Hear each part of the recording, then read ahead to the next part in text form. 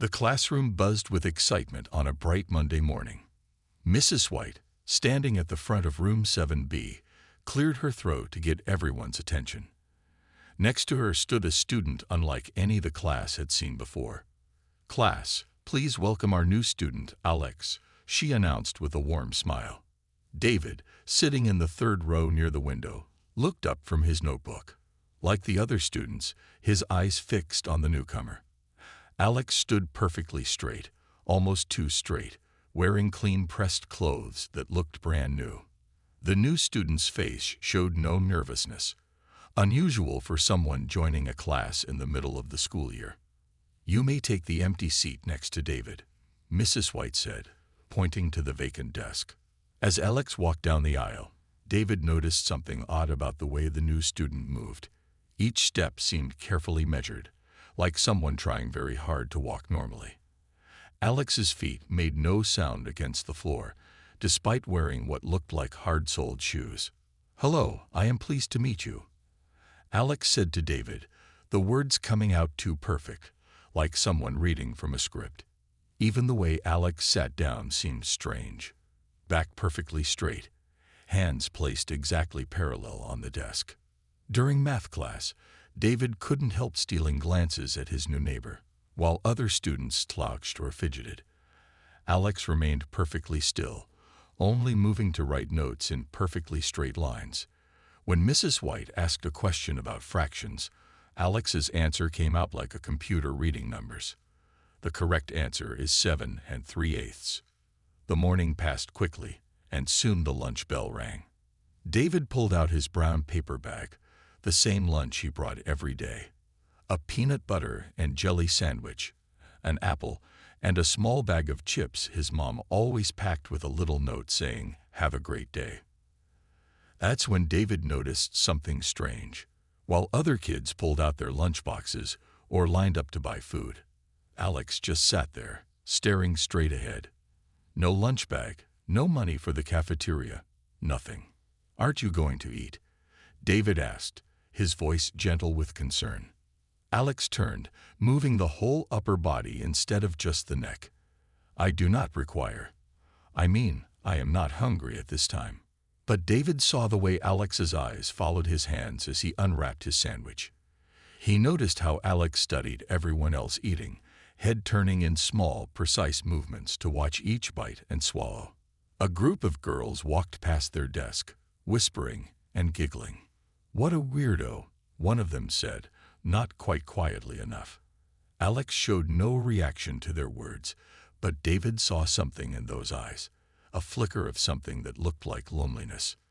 David remembered his first day at a new school 2 years ago, how scary everything had felt, how grateful he'd been when someone shared their cookies with him at lunch. Looking down at his sandwich, he made a decision. "Would you like half?" David asked, already tearing his sandwich down the middle. The grape jelly oozed out a little at the edges, making purple spots on the white bread. Alex stared at the offered half as if it were a complex puzzle. "You would share your food with me?" "Sure," David smiled. "Everyone should have lunch. It's the best part of the school day." Alex reached out with unusually steady hands and took the sandwich half. David watched as his new classmate studied it from every angle, holding it up to the light like a scientist examining a specimen.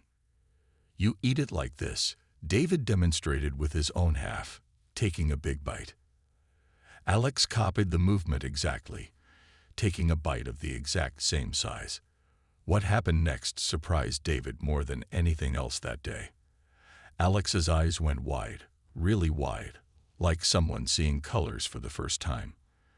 The perfect posture dropped for just a second, shoulders hunching forward, as if hit by an invisible wave.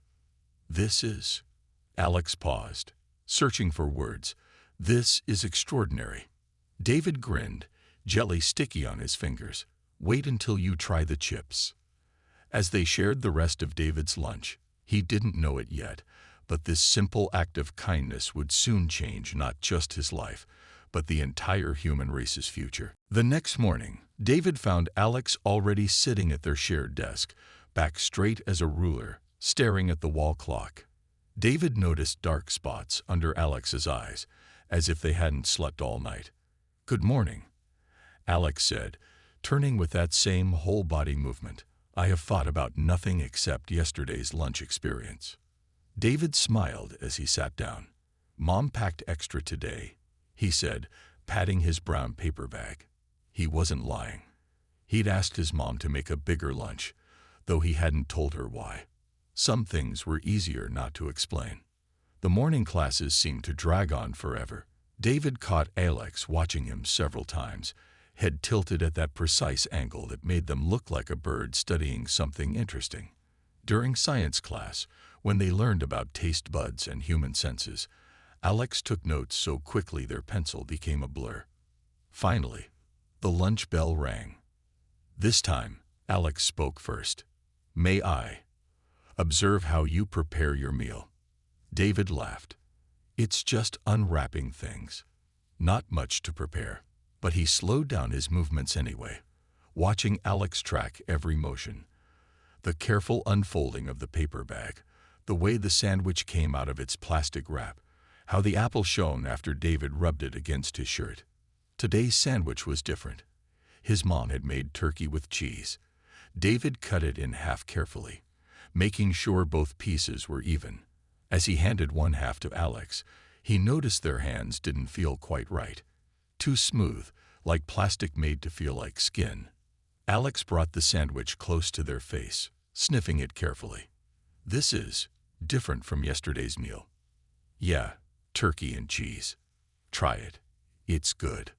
Alex took a bite, and this time their reaction was even more dramatic than yesterday. They froze completely, not even breathing for several seconds. Then, very slowly, tears began forming in their eyes. "Are you okay?" David asked, worried he'd done something wrong. "These sensations," Alex whispered. "The way the different textures interact, the temperature variations, the complex combination of flavors. It's, for the first time." Alex seemed to run out of words.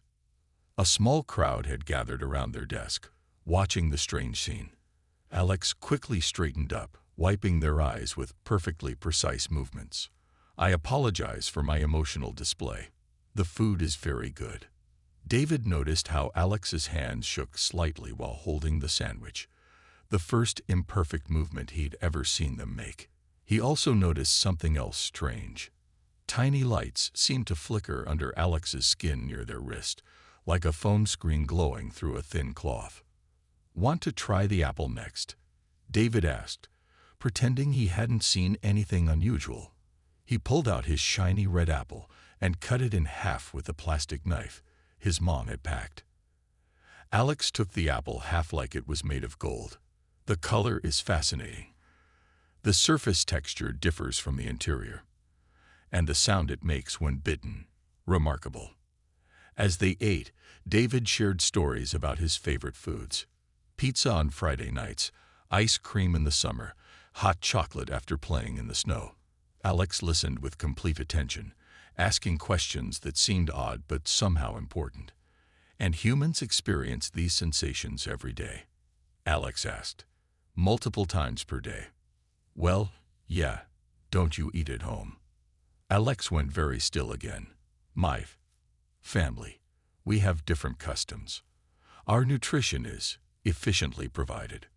By the end of lunch, Alex had tried everything in David's lunch bag, including the little note from his mom, though David quickly explained that wasn't for eating. Each new food seemed to bring out more strange reactions.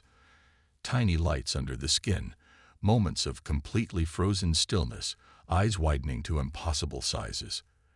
As they packed up for the next class, Alex turned to David with an unusually serious expression. "I must inform my parents about this experience. Tomorrow, I would like to bring someone to meet you. Would that be acceptable?" David shrugged. "Sure. Maybe they can join us for lunch too." Alex's smile looked practiced but sincere. "That would be most enlightening."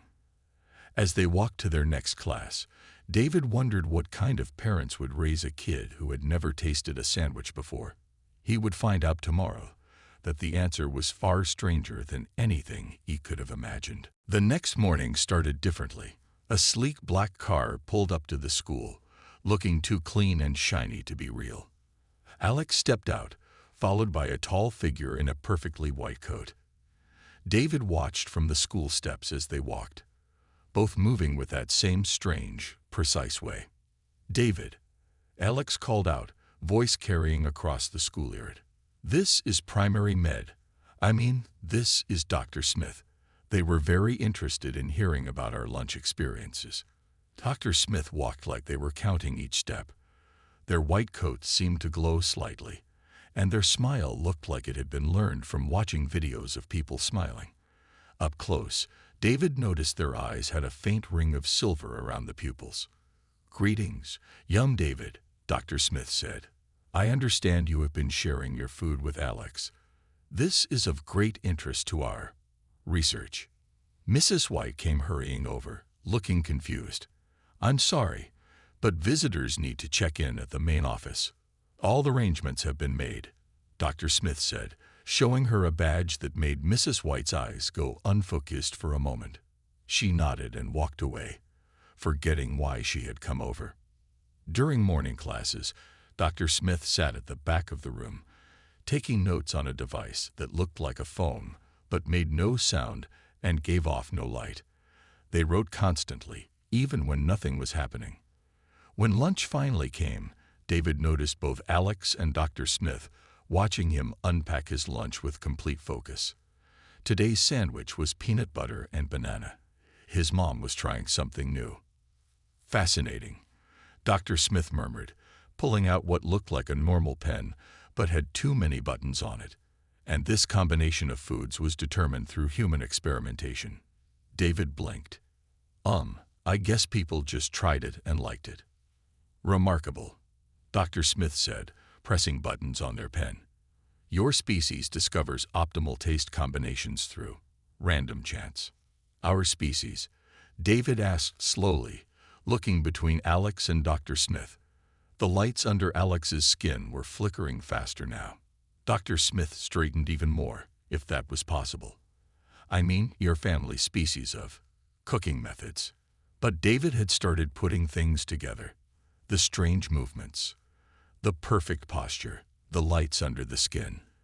The way Alex had never eaten food before, the silver rings around Dr. Smith's eyes. "You're not from around here, are you?"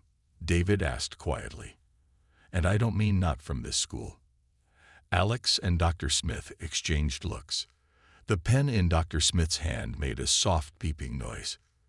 "You are very observant, young David," Dr. Smith said finally. "Perhaps we could have this discussion somewhere more private." They moved to the empty music room, where Dr. Smith closed the blinds. Then they did something with their pen that made the air feel thick, like sound couldn't travel through it properly. "We are indeed not from your world," Dr. Smith said. "We come from a civilization far more advanced than Earth's. Yet we find ourselves fascinated by something your species takes for granted, the ability to experience food as more than just fuel." Alex nodded eagerly. "Our people lost the ability to taste thousands of years ago. We thought it was a worthwhile sacrifice for technological advancement. All our nutrition comes from perfectly calculated supplements." "But then Alex experienced your sandwich," Dr. Smith continued, their silver-ringed eyes glowing slightly. "The data we collected from those moments was revolutionary. The way your brain processes these flavor combinations, the joy it creates, the social bonding it encourages, we had no idea what we were missing." David looked at his half-eaten sandwich. "So, you're aliens, and you came all this way because you can't taste food anymore." "We came to study Earth for many reasons," Alex said. "But yes, your ability to taste, to enjoy food, to share meals, it has become our most important discovery." Dr. Smith leaned forward. "David, we would like to propose something unprecedented. Would you be willing to help us understand more about human food? Your assistance could help us restore what our civilization has lost." David looked at his sandwich again, then at these two beings from another world who had crossed the stars only to be amazed by peanut butter and bananas. "Well," he said, pulling his lunch bag closer, "wait until you try potato chips." In the quiet music room, surrounded by silent instruments, David watched as Dr. Smith pulled something from their pocket. It looked like a small silver cube that floated in the air between them. "What you are about to see," Dr. Smith said, "has never been shown to any human before." The cube spun slowly, projecting images in the air. David's eyes widened as he saw a city unlike anything on Earth. Buildings that reached past the clouds, vehicles that flew in perfect lines through the sky, and people who looked almost human but not quite. "This is our home," Alex explained, their voice softer than usual. "We call it, well, in your language it would sound like the City of Eternal Progress." The images change, showing huge rooms filled with people standing in pods, tubes connected to their bodies. "This is how we eat," Dr. Smith said. "Perfect nutrition, every vitamin, mineral, and nutrient precisely measured. No waste, no inefficiency." "But no taste?" David asked, watching the sad scene. "We thought we were improving ourselves," Alex said. "Our ancestors decided that eating was primitive. They designed ways to get nutrition without needing food. Over thousands of years, we lost our ability to taste anything." The floating cube showed more images, laboratories filled with scientists, all moving with that same mechanical precision David had noticed in Alex and Dr. Smith. "We've tried to bring back our sense of taste," Dr. Smith continued. "We've mapped every nerve, studied every cell, but something was missing. We couldn't understand what made taste special." "Until Alex had your sandwich," Dr. Smith added, and the cube showed something new. It was Alex's brain scan from yesterday's lunch. Parts of it lit up like a Christmas tree, patterns that Dr. Smith said they'd never seen before. "Your simple act of sharing food activated neural pathways we thought were impossible," Dr. Smith explained. "The combination of tastes, the act of sharing, the social interaction, it created something our science had never achieved." David watched as more images showed Alex's reactions to different foods. The potato chips activated pleasure centers we thought were dormant. The apple triggered emotional responses we believed were lost. Even the simple act of cutting food and sharing it sparked neural connections we didn't know could exist. "But why me?" David asked. "Why my lunch?" Alex smiled, and for the first time, it looked completely natural. "Because you were kind. You shared without being asked. Our people have forgotten that sometimes the simplest actions can be the most important." Dr. Smith turned off the floating cube. "David, we need your help. Your understanding of food, not just the tastes, but how to combine them, how to share them, how to enjoy them. It could help us save our people from a fate we didn't even know was terrible." "You mean you want me to teach you about sandwiches?" "Not just sandwiches," Alex said excitedly. "Everything. How different foods make you feel, why some foods taste better together, why sharing food makes you happy. Our greatest scientists couldn't figure this out, but you understand it naturally. And in return," Dr. Smith added, "we can share some of our knowledge with your people. Medical advances, scientific discoveries, things that could help Earth, just as you're helping us." David looked at his half-eaten lunch, thinking about a whole civilization that had forgotten how to enjoy food.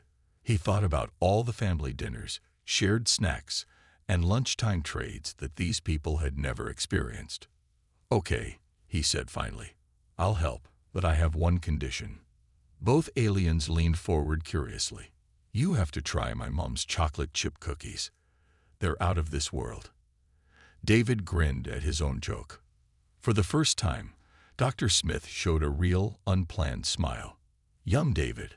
I believe this is the beginning of the most important cultural exchange in human history, and it all started with a shared lunch." Outside the music room, the regular school day continued, no one aware that in this small room, a simple act of kindness was about to change two civilizations forever. The next few weeks changed everything at Madison Elementary School. Room 7B became a special cultural research classroom after school hours. Of course, only David, Alex, and Dr. Smith knew what that really meant. Every afternoon, more strange visitors arrived in perfect white coats. They all moved like Alex and Dr. Smith, with those same silver rings around their eyes. David noticed how they tried to act normal, but still looked surprised when kids ran past them in the hallway or laughed too loudly. Today, David announced one afternoon, standing before a table filled with different foods, "We're going to learn about breakfast." The aliens sat in perfect rows, notebooks ready. David had gotten used to their curious stares and the soft beeping of their strange devices. He held up a box of cereal. "This is the most important food group for kids before school," he said with a grin, "especially the ones with lots of sugar." Dr. Smith raised a hand. Query: why would humans intentionally consume excess sucrose during their first meal? "Because it's fun," David explained, pouring milk over the cereal. "Sometimes food isn't just about perfect nutrition. It's about how it makes you feel." The aliens watched in amazement as the milk splashed over the colorful cereal. Their devices beeped frantically when David showed them how the milk changed color from the cereal's coating. "Remarkable," one scientist muttered. "The children's entertainment factor is directly incorporated into the nutritional delivery system." But it wasn't just David teaching them. Every day, the aliens shared something new with him too.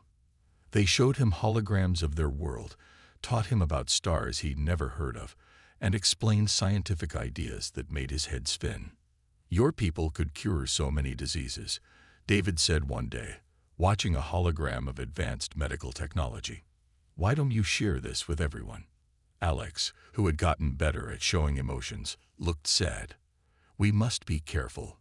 Your world isn't ready for all our technology, but we can help in small ways, just as you're helping us." They proved this by quietly providing information to Earth's top scientists. Mysterious breakthroughs in medicine began appearing in the news. New treatments for serious illnesses were discovered, seemingly by accident. David knew the truth but kept the secret, understanding how important it was to do things slowly and carefully. One day, Dr. Smith brought something special, a device that could actually measure taste. They tested it on different foods David brought, trying to understand why some combinations worked better than others. "Fascinating," Dr. Smith said, studying the readings from a peanut butter and jelly sandwich. "The contrast between sweet and savory creates neural patterns we never knew were possible. It's not just about the flavors, it's about how they work together." David's mom had noticed her son's sudden interest in cooking and started teaching him new recipes. She didn't know these recipes would be studied by scientists from another world, but she was happy to see him so excited about food.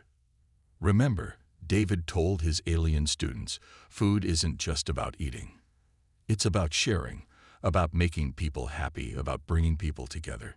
The aliens took careful notes, but David could see they were starting to understand. They began sitting closer together during lessons, sometimes even showing small smiles when they tasted something new. Their perfect posture relaxed a little, and occasionally, they even laughed.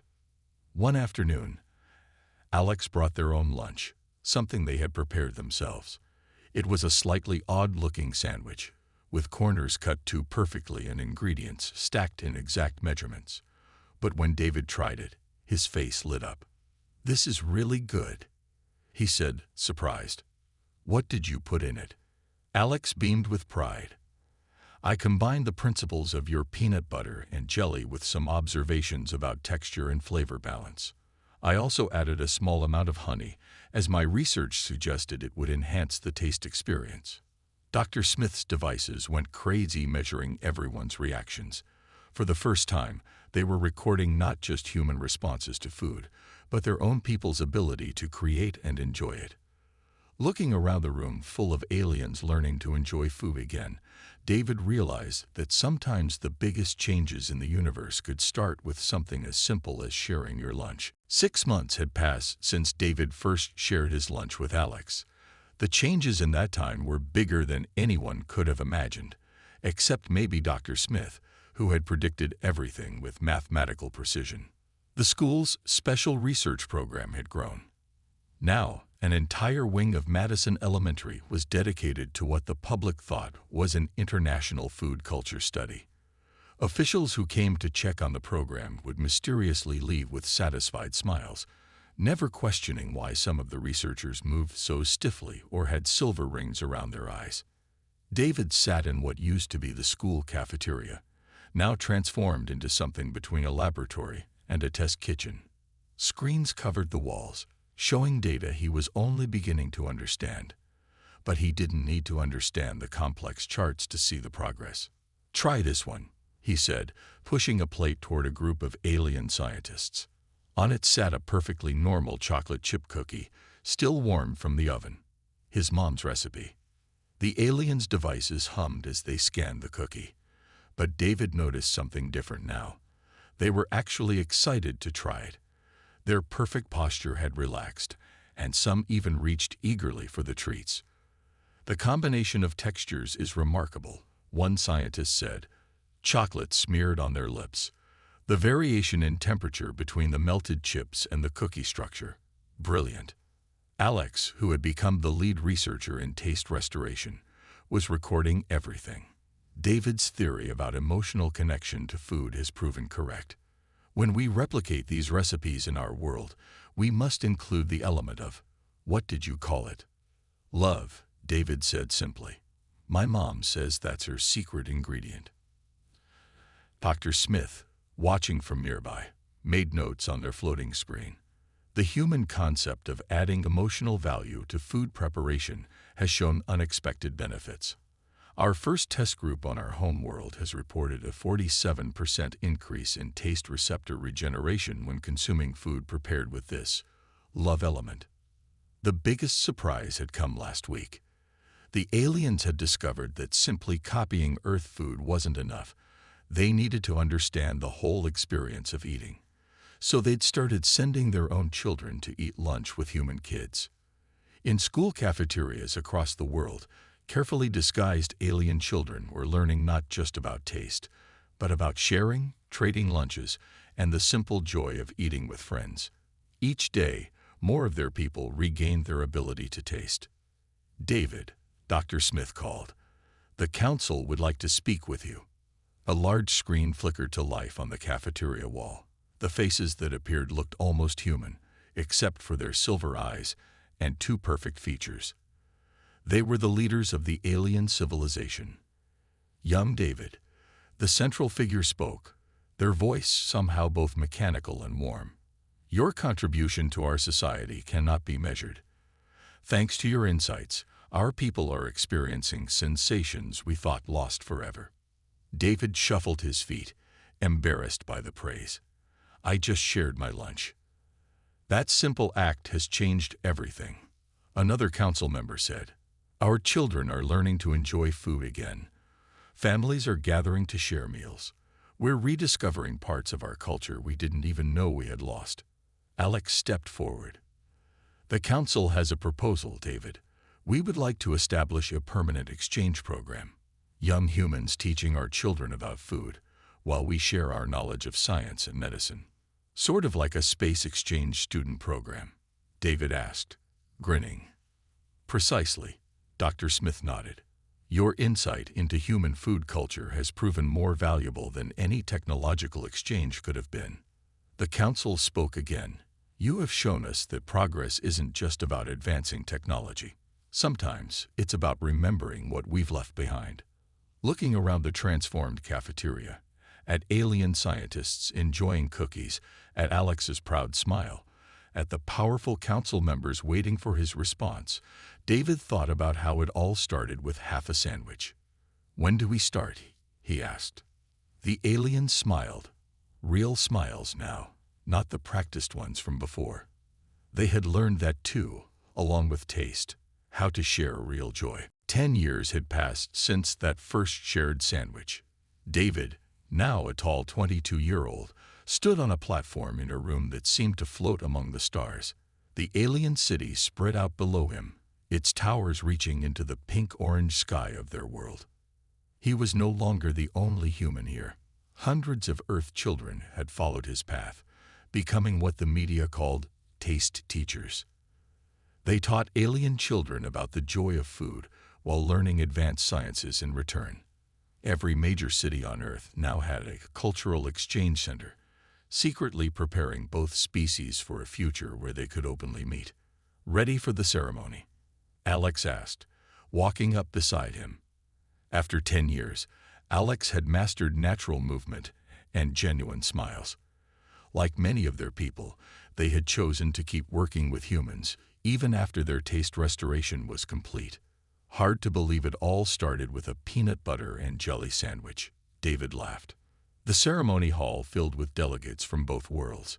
Human children sat next to alien children, sharing snacks and giggling together. Adult aliens moved through the crowd with plates of Earth food, their silver-ringed eyes bright with enjoyment. Dr. Smith, now the head of the exchange program, stepped up to the podium. Their white coat had been replaced with formal robes that shimmered with subtle lights. "Today, we celebrate 10 years since a simple act of kindness changed 2 civilizations," they announced. "Thanks to the Earth Exchange Program, 90% of our population has regained their ability to taste. But we gained something even more valuable. We remembered how to connect." On huge screens around the hall, images showed the progress of the past decade. Alien families gathered around dinner tables, learning to cook and share meals. Human scientists working with alien technology to cure diseases. Children from both worlds playing together, sharing lunches, learning from each other. "In our quest for perfection," Dr. Smith continued, "we had forgotten that improvement doesn't always mean leaving things behind.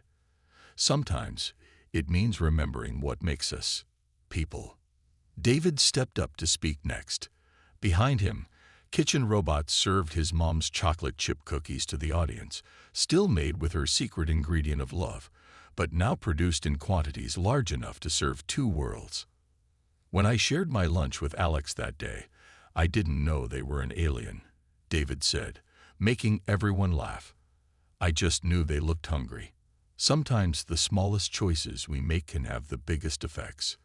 The screen showed new images, the first alien restaurants opening on their world, cooking classes where humans taught aliens about spices and flavors, medical centers where alien technology was carefully shared with Earth doctors. "But the best changes," David continued, "are the small ones. The family dinners, the shared lunches, the simple joy of tasting something delicious and seeing someone else enjoy it too." Alex stepped up beside him, holding something familiar, a peanut butter and jelly sandwich, cut neatly in half. "On both our worlds," Alex said, "this has become a symbol of friendship. In every school where our children learn together, the first meal they share is this sandwich.